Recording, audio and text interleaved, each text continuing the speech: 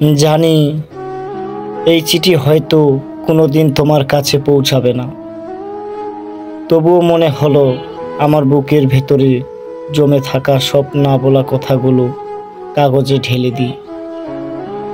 হয়তো তুমি পড়বে না, হয়তো জানবেও না, তবুও লিখছি, কারণ আজও তোমাকে ভীষণভাবে মনে পড়ে। আমি চেষ্টা করি ভুলে থাকতে, কিন্তু ভুলতে পারি না। যতই নিজেকে ব্যস্ত রাখি, রাতের নিস্তবতা আমাকে তোমার কাছে ফিরিয়ে নিয়ে যায়।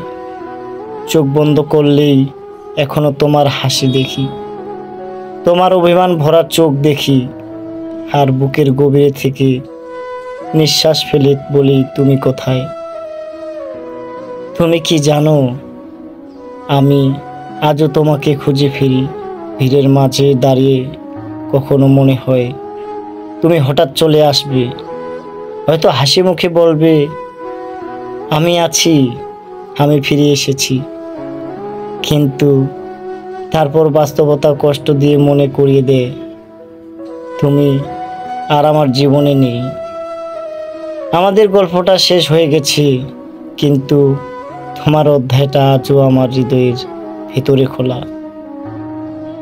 সময় বদলেছে, মানুষ বদলেছে, কিন্তু তোমার প্রতি আমার ভালোবাসাটা বদলে যায়নি। হয়তো এটা আমার ভুল, হয়তো এটা আমার দোষ, তবুও সত্যিটা এটাই যে আমি আজও তোমাকে ভালোবাসি।